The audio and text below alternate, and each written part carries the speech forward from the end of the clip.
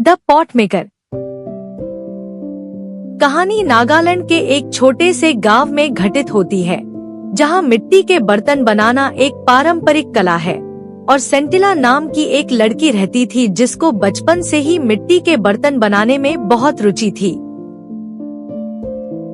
सेंटिला की मां अरेनला गांव की एक बहुत कुशल पॉट मेकर थी, लेकिन वह नहीं चाहती थी कि उसकी बेटी यह काम सीखे, क्योंकि यह बहुत कठिन काम था और इससे ज्यादा कमाई भी नहीं होती थी। लेकिन सेंटिला का मन केवल पॉटरी में ही लगता था और वह चोरी छिपे मिट्टी तैयार करना, बर्तन बनाना और उन्हें आग में पकाना सीखती रहती थी। गांव के बुजुर्गों को लगा कि यह कला खत्म नहीं होनी चाहिए, इसलिए उन्होंने अरेनला को सेंटिला को यह काम सिखाने के लिए समझाया और अरेनला ने सेंटिला को प्रशिक्षण देना शुरू किया। शुरुआत में सेंटिला बार बार असफल हुई।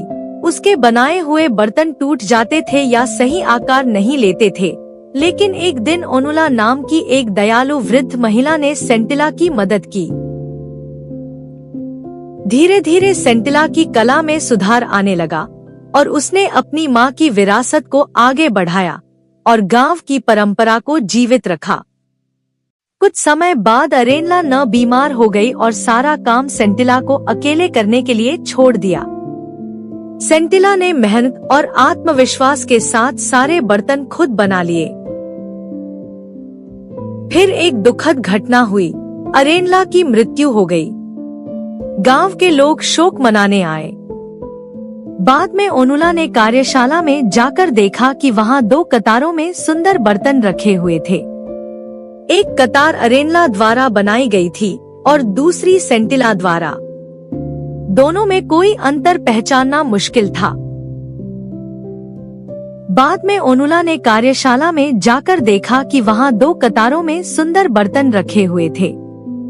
एक कतार अरेनला द्वारा बनाई गई थी और दूसरी सेंटिला द्वारा। दोनों में कोई अंतर पहचानना मुश्किल था। तब सभी को समझ आ गया कि सेंटिला अब एक सच्ची और कुशल पॉट मेकर बन चुकी है।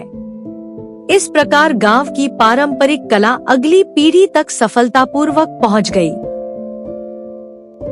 अगर आपको कक्षा 9वीं की यह कहानी द पॉट मेकर पसंद आई हो, तो चैनल को लाइक और सब्सक्राइब करना न भूलें।